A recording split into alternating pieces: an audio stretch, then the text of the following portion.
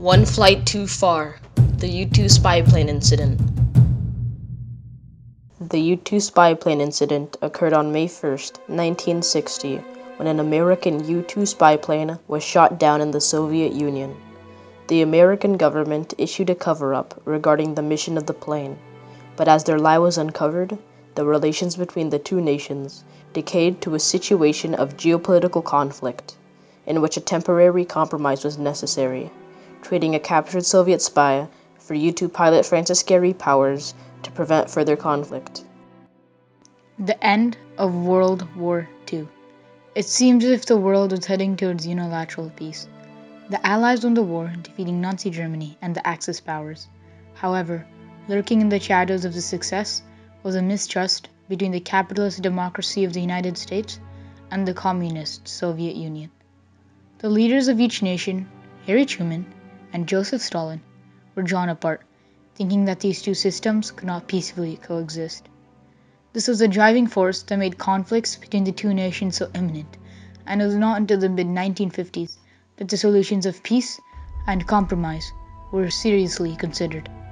The leaderships of the nations had changed by 1960. Nikita Khrushchev was the Soviet premier, and Dwight Eisenhower was the current American president. This was the first time that there was a mutual hope and a realistic chance of ending the Cold War. Khrushchev truly believed that Eisenhower would seek peaceful coexistence with the Soviet Union. My father believed that President Eisenhower honestly want to create peace in the world and to avoid the war, because nuclear war would be a disaster. Khrushchev wanted peace. He knew if a nuclear conflict were to occur, the Soviets couldn't compete with the Americans. On multiple occasions, Khrushchev threatened the United States, but it was solely to scare the Americans into disarmament and to bring about a peaceful world. So Khrushchev had this fear because Americans are superior. In 1959, Khrushchev stated, "Now we have such a stock of rockets that if they attack us, we could wipe our potential enemies off the face of the earth." US policymakers took threats like this seriously, and thus they accelerated the progress of the American spy plane program. The United States' U-2 spy plane program was developed to photograph and show the truth behind Khrushchev's declarations about Soviet advancements in nuclear technology. On November 26, 1954, Eisenhower approved the U-2 program. Throughout the following 5 years, the U-2 technology developed under the supervision of CIA Director Allen Dulles. Simultaneously, the Soviets developed increasingly advanced radar detection systems. From the very first U-2 overflight in 1956, the Soviets could detect the spy plane on their radar, but not for the whole flight. Khrushchev believed that the CIA was forcing Eisenhower to launch these spy flights. He was convinced that Eisenhower was his friend, and did not willingly conduct overflights in the Soviet Union. Khrushchev also knew that if he protested the U-2 flights without shooting the planes down, the Soviet Union would appear inferior to the United States. But over time, the Soviet Union's surface-to-air missiles were soon capable of posing a threat to the overhead spy planes. On April 9, 1960, Eisenhower approved Operation Square Deal. On paper, it was a successful flight, but in reality, Soviet radar compromised the plans. The plane was nearly shot down, but it barely escaped, forcing Khrushchev to remain silent. Eisenhower then tentatively allowed one more U-2 overflight to take place 22 days later, Operation Grand Slam. May 1st, 1960, Operation Grand Slam was launched. The pilot, Francis Gary Powers, was shot down and captured by the Soviet Union. The planned route would have taken him from Peshawar, Pakistan to Bodo, Norway. While traveling over a small Russian town named Sverdlovsk, the Soviet Union easily detected and shot down Powers' plane. The CIA assumed Powers died during the crash, so they decided to stick with their planned story for failed missions. It was just a NASA weather plane, and the pilot had accidentally crossed over the border. When Nikita Khrushchev first heard of the lie, he was enraged and decided to keep Powers' capture a secret. Khrushchev only revealed the outcome of the crash on May 7th, 5 days after the American cover-up. Plans were made to discuss the issue in further depth during the Paris summit meeting, scheduled for May 16th. As the meeting began, The relations between the two leaders were tense. Khrushchev immediately demanded an apology from Eisenhower for the cover-up, as he chastised the Americans for their lies. Eisenhower, upset with the sudden turn of events, prevented Khrushchev from speaking. This caused the Soviet premier to storm out of the meeting after merely 2 hours, a diplomatic bombshell that shattered the improving relations between both sides. Following the meeting, the two nations reverted to a low level of trust. This mutual lack of trust, resulting from the Americans' decision to spy over the Soviet Union, is clearly shown in the history of interference in elections. During the 1960 U.S. presidential election, the Russians preferred Democrat John F. Kennedy over Republican Richard Nixon because of their refusal to work with any Republican leader after Dwight Eisenhower's blatant cover-up of the U-2 incident. Khrushchev was quoted as saying back in June, July, August of 1960 that he would not release the prisoner, my father, under the Eisenhower administration. He would not release him to give Nixon the upper hand. He wanted Nixon to lose. He wanted Kennedy to win.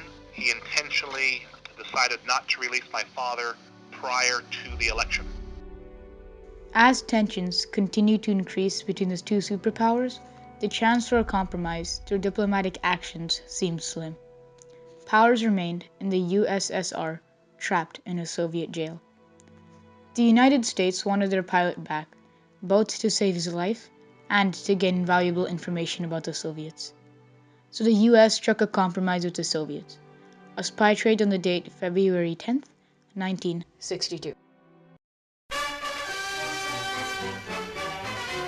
In 1957, convicted Russian spy Rudolf Abel was sentenced to 30 years, escaping the death penalty after his attorney argued that the United States might want to swap Abel for an American at some future time. Now, Abel has been exchanged for U-2 pilot Gary Powers. The spy trade was a successful compromise for both sides, but it was only a temporary band-aid to the deterioration in relations between the Americans and the Soviets. Even this important spy trade couldn't revert the tensions that had developed following the crash. The humiliation and blowback that the American government received for covering up the U-2 incident had profound consequences for their international image. Diplomacy with the Soviet Union was all but severed, with the glaring threat of conflict. This had drastic consequences for the world, as opportunities for successful compromises were left in the dust. Yet the American-Soviet relationship was not the only one affected. Throughout the U-2 program, the American government used bases in many nations, and specifically bases in Norway and Pakistan, geographically closer to the Soviet Union. If you can fly your aircraft over a different country, it develops a political element because you're essentially thumbing your noses at that country. Geopolitical relations between the United States and these nations turned to conflicting ones, as public mistrust continued to grow. America could no longer proclaim themselves as the good and honest superpower. Even after the Cold War, the mistrust between the two nations lingered. The American government was accused of interfering in the Russian elections of 1996, as they approved a $10.2 billion loan to Russia through the International Monetary Fund.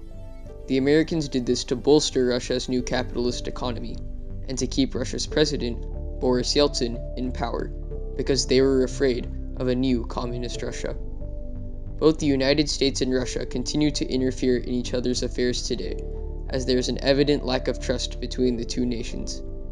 The flicker of hope that Eisenhower and Khrushchev had once provided in Soviet-American relations had officially burned out.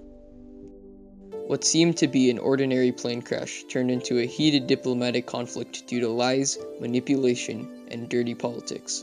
The U-2 spy plane incident and the cover-up that followed led to a steep decline in the American-Russian relationship, as trust was lost between these superpowers. The spy trade, 2 years later, only brought about a temporary uplift in relations, as the trust between the nations could not be regained. Partly due to the U-2 incident, the Cold War dragged on for another 30 years.